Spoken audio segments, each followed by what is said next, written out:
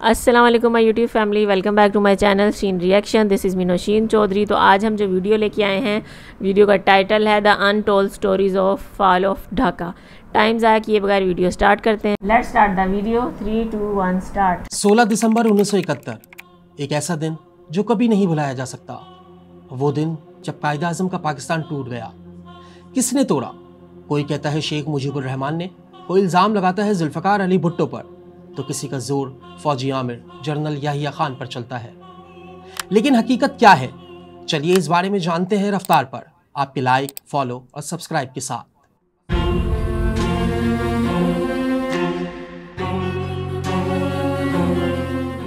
आज पाकिस्तान टूटे 52 साल गुजर चुके हैं। इस सवाल का जवाब नहीं मिलता कि आखिर मुल्क किसने तोड़ा, क्यों? क्योंकि इस सवाल का जवाब इतना सीधा नहीं जितना नजर आता है।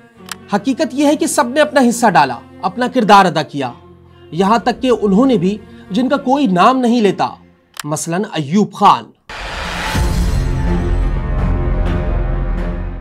पाकिस्तान के दो टुकड़े होने की तमाम तर बुनियादें अय्यूब खान के दौर में ही रख दी गई थी।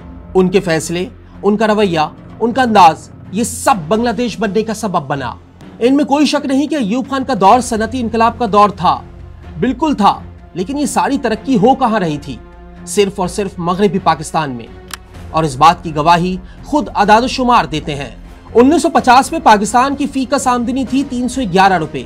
दोनों बाजुओं को अलग अलग देखें तो मगरबी पाकिस्तान में ये 338 थी और मशरकी पाकिस्तान में 287 रुपए, यानी 51 रुपए का फर्क था। 1960 में यानी 10 साल बाद भी ये फर्क मौजूद रहा, बल्कि और बढ़ गया। इस अरसे में तो मशरकी पाकिस्तान की फीकस आमदनी 287 से कम होकर 278 रुपए रह गई। और फिर आया सबसे भयानक दौर। 1970 तक ये फर्क बढ़ते बढ़ते 206 रुपए तक पहुंच गया। 1961 से 1970 के दौरान 10 सालों में पाकिस्तान की मजमूई फीकस आमदनी 424 रुपए हुई। मगरबी पाकिस्तान में 537 रुपए और मशरकी पाकिस्तान में 331 रुपए। जी हाँ, इन 10 सालों में अय्यूब खान के सुनहरे दौर में भी मशरकी पाकिस्तान की आमदनी में सिर्फ 53 रुपए का इजाफा हुआ, जबकि मगरबी पाकिस्तान में ये इजाफा 171 रुपए था, यानी 3 गुना से भी ज्यादा। मशरकी पाकिस्तान की आबादी मुल्क का तकरीबन 60% थी। मोहतात अंदाजा भी रखें तो करीब 56% तो बनता ही है। लेकिन 1951 तक इसे वफाकी हुकूमत के अखराजात में से सिर्फ 20% मिलता था। 1965 के 5 साला मंसूबे में भी, जिस मंसूबे के गुण आज तक गाए जाते हैं, इसमें भी मशरकी पाकिस्तान का हिस्सा सिर्फ 36% था। तभी तो मुजीबुर रहमान कहते थे, मुझे इस्लामाबाद की सड़कों से पटसन की खुशबू आती है। बात सख्त थी लेकिन इतनी गलत नहीं थी।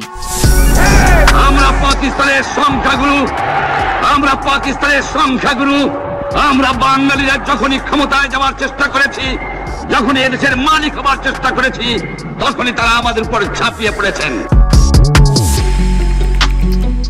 अय्यूब खान के दौर में मशरकी पाकिस्तान को जानबूझकर नजरअंदाज किया गया, जिसका नतीजा बहरहाल यही निकलना था।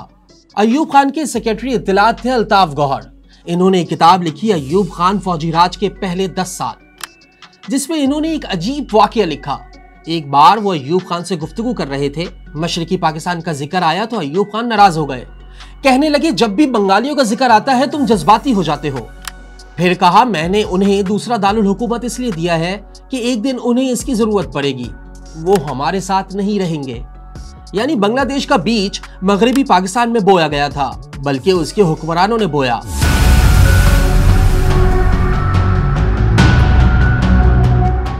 अगरतला साजिश भी अय्यूब खान के दौर में ही हुई। ये 6 जनवरी 1968 था, जब कई लोग गिरफ्तार हुए। उन पर इल्जाम है कि उन्होंने भारत के साथ मिलकर पाकिस्तान तोड़ने की साजिश की। मुकदमे में अवामी लीग के सरबराह मुजीबुर रहमान का नाम भी शामिल है। सबको गिरफ्तार करके कैद कर दिया जाता है, कुछ तो जेल में ही मार दिए जाते हैं, जिस पर मशरकी पाकिस्तान में गम और गुस्सा बढ़ता जा रहा है। अवाम के जज्बात उरूज पर है। यहाँ तक कि 1969 में यह मुकदमा वापस लेकर मुजीबुर रहमान को रिहा कर दिया जाता है। मुजीब पहले से भी ज्यादा मकबूल हो गए और खतरनाक भी। इसलिए कह सकते हैं कि सकूत ढाका की बुनियादें असल में अय्यूब खान के दौर में रख दी गई थी, जिस पर बांग्लादेश की तामीर हुई अगले दौर में, यानी याहिया खान के दौर में।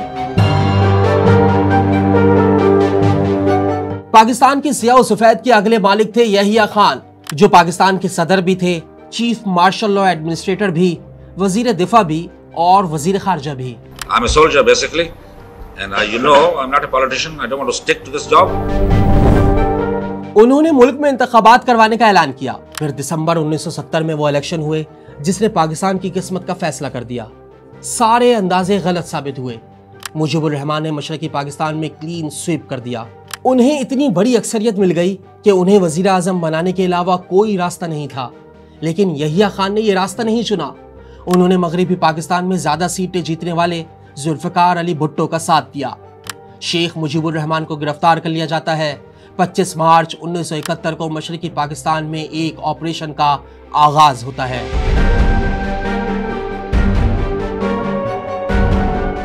एक ऐसा कदम जिसने दोनों मुल्कों के दरमियान फासले और बढ़ा दिए।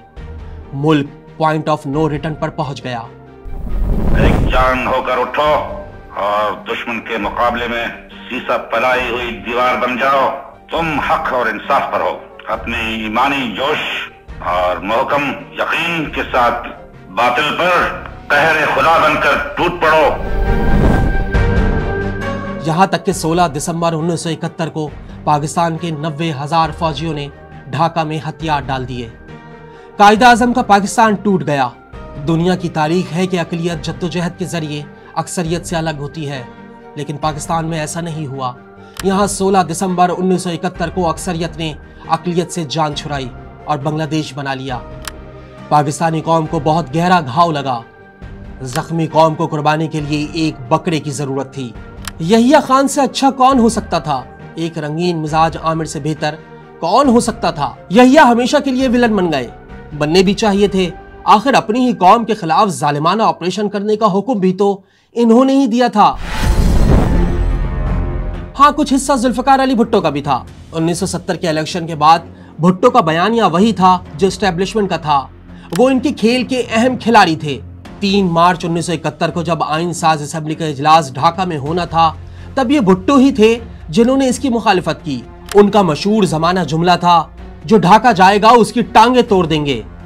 28 फरवरी 1971 की यही तकरीर थी जिस पर सहाफी अब्बास अतर ने वो सुर्खी जमाई थी जो आज तक भुट्टो से चुपकी हुई है। इधर हम उधर तुम। पाकिस्तान तोड़ने वाले तमाम किरदारों में सिर्फ मुजीब ही ऐसे हैं जिन्होंने अपना किरदार तस्लीम किया। बांग्लादेश बनने के बाद बीबीसी को इंटरव्यू में मुजीब ने कहा, मेरी जिंदगी में खुशी का सबसे बड़ा दिन था जब बांग्लादेश बना।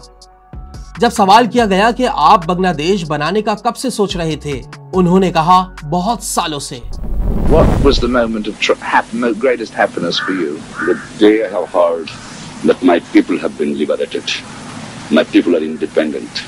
And I have got Bangladesh is an independent, sovereign country. That's the happiest day of my life. How long had you been dreaming of a day like that? Long time. लेकिन मगरबी पाकिस्तान में सब खामोश रहे। हुकूमत पाकिस्तान ने इतने बड़े सानहे की तहकीकात का आगाज किया। चीफ जस्टिस हमूदुर रहमान की क़यादत में एक कमीशन बनाया। 300 से जायद गवाहों के बयानात लिए गए। फिर पहली रिपोर्ट 1972 में और दूसरी रिपोर्ट 1974 में पेश की गई। लेकिन इस रिपोर्ट को ऐसे संभाल कर रख दिया जैसे हमने एटमी असासे संभाल के रखे हुए हैं। हमूदुर रहमान कमीशन रिपोर्ट आज तक मंजर आम पर नहीं आई। कम से कम सरकारी सतह पर तो नहीं लाई गई। पाकिस्तान टूटने में सिर्फ उन शख्सियात का ही नहीं, और भी बहुत से फैक्टर्स का हाथ था। पहली वजह मगरबी पाकिस्तान की नौकरशाही और अस्करी क़यादत को खतरा था कि अगर सियासी निज़ाम को जमहूरी अंदाज में चलाया गया तो बंगाली हमेशा इक़्तिदार में रहेंगे। इसलिए जमहूरियत ऑप्शन ही नहीं था। बंगाल से ताल्लुक रखने वाले वजीर आजम ख्वाजा नाजिमुद्दीन को पंजाब के गुलाम मोहम्मद ने बरतरफ किया और ऐसी बिद्दत शुरू हुई कि इसका खमियाजा बाद में आने वाली कई जमहूरी हुकूमतों को भुगतना पड़ा। दूसरी वजह पाकिस्तान के ये दोनों बाजुओं के दरमियान 1000 मील का फासला था। इन्हें जोड़ने वाला रिश्ता सिर्फ एक था, इस्लाम। लेकिन पाकिस्तान बनने के बाद हुक्मरानों ने इस्लाम में कोई दिलचस्पी ही नहीं दिखाई। मशरकी पाकिस्तान में सोशलिस्ट और सेकुलर नजरियात फलते फूलते रहे। बिलाखिर नतीजा मुल्क टूटने की सूरत में ही निकला। पाकिस्तान बनने पर वादा किया गया था कि एक इंसाफ पर मबनी माशरा बनाया जाएगा, अहलियत को अव्वलियत दी जाएगी। लेकिन इस मुल्क में जुल्म जबर कानून बन गया। इक्तदार नाअहलों के हाथों में खिलौना बन गया। ऐसा मुल्क कहां चलता। एक अहम वजह पाकिस्तान की क़यादत का बिला वजह जज्बातीपन भी था। बंगाली को उर्दू के साथ कौमी जुबान का दर्जा ना देना ज्यादती थी। और सरकारी जुबान सिर्फ उर्दू होगी, ये एक जज्बाती नारा था।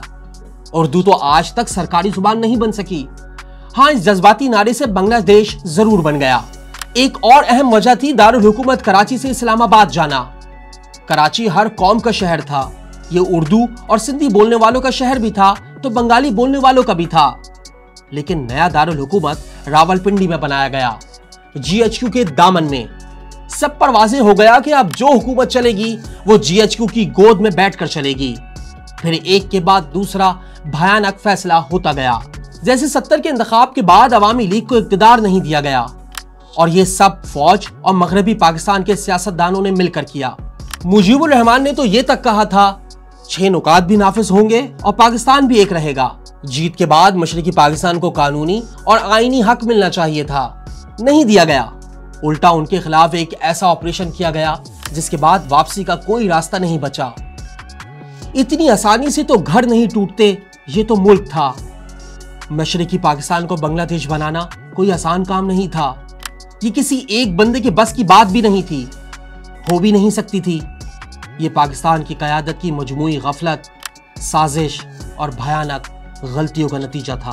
आज की वीडियो, जैसा कि वीडियो में देखा कि मशरकी पाकिस्तान को बांग्लादेश बनाना इतना आसान नहीं था। इसके पीछे सिर्फ एक इंसान नहीं बल्कि बहुत सारे लोगों की साजिशें शामिल हैं। जनरल अयूब खान से लेके जनरल याहिया खान, फिर जुल्फ़कार अली भुट्टो, और सब का जो है अपना अपना रोल है इसमें। मान की बात की जाए तो उन्होंने बहुत मेहनत के साथ बांग्लादेश बनाया। बहुत सारा जो है उन्होंने जदोजहद की, जेल भी काटी और उसके बाद अपने लिए अलहदा मुल्क हासिल किया। आज की वीडियो, जैसा कि उन्होंने वीडियो में दिखाया कि इसमें बहुत से लोगों का किरदार था। और शेख मुजीब से जब पूछा गया BBC की तरफ से आप कब से बांग्लादेश बनाने का सोच रहे थे, तो उन्होंने बोला मैं बहुत लंबे टाइम से बांग्लादेश बनाने का सोच रहा था।